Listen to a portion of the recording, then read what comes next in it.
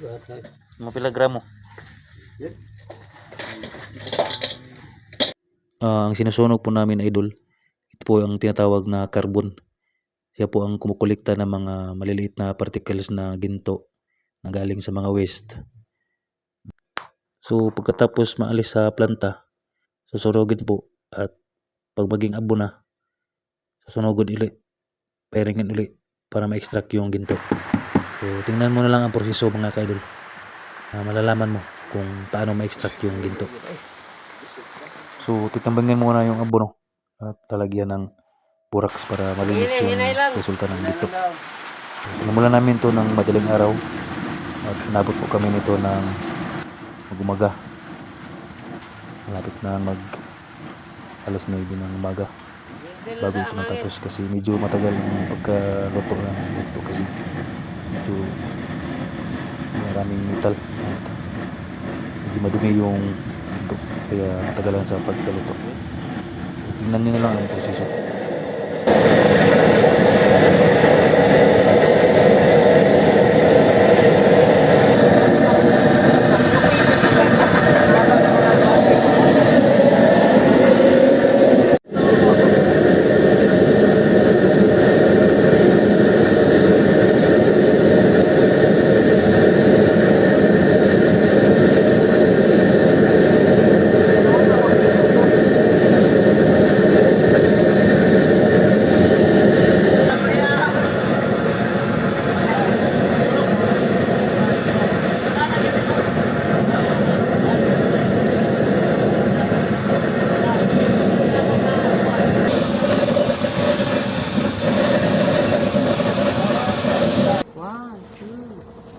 No, na bubos lubot pero mga red ba. Tulos ito.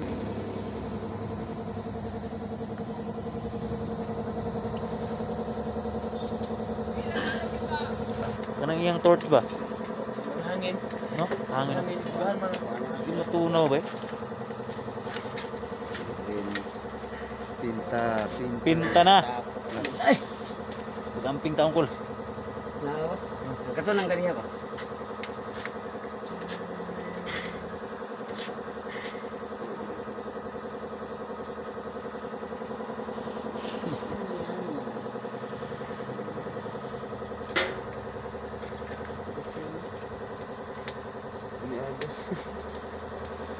Lawan oh.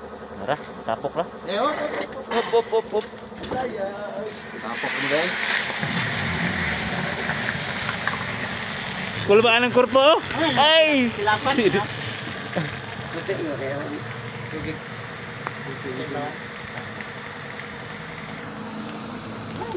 Kul ba anang korpo guys? Putok-putok ng dughan. First time ko doon niya kita gulawan. Bukan lagi ni. Gulawan ko ni. Galing na pugkulon. Ito. Ano siya ang kuang karon? Bigilaran. Walo ka bulan doon nilang kumbate ni. Karon pa ni TikTok. Ni kon pa. Kuro pa ni Victor. Igo-igorot. Sinasayang ko ba kay kuan? Asuna. Sulta gyud. Ang korpo na ginamihan na. Gibok-bok na. Kapit dire sa ulit yo. Ay mo na to kasi kami sa nagbaat tulta sa balas ng tangay. Hinaw tabi. Diba? Hindi mo kuha naman. Mula na. Bro. Wag yun matapok yun. Tumatapok.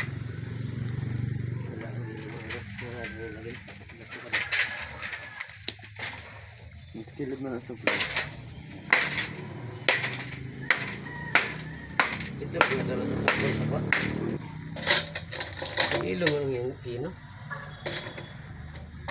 Bukas ba lang? Bukas. Abang. Nahara. Uy, gamay raman day kaayo.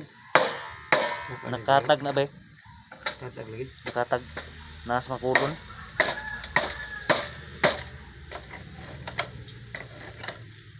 Sugo rum dito gudaghan na to.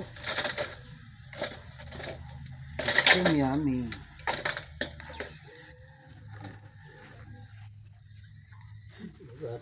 Mga pila gramo?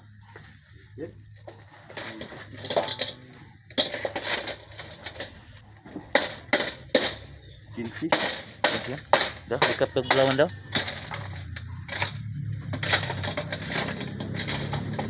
Walo ka bulang kumbati ani guys. 15 gramos ra. Oh, walo. Dako na eh.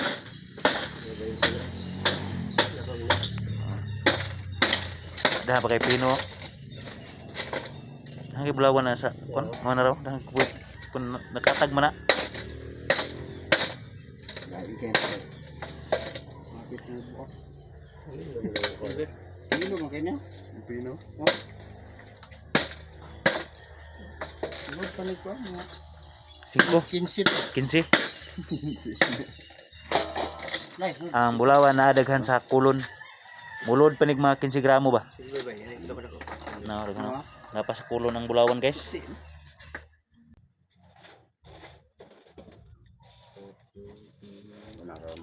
Sila. Ako na nasa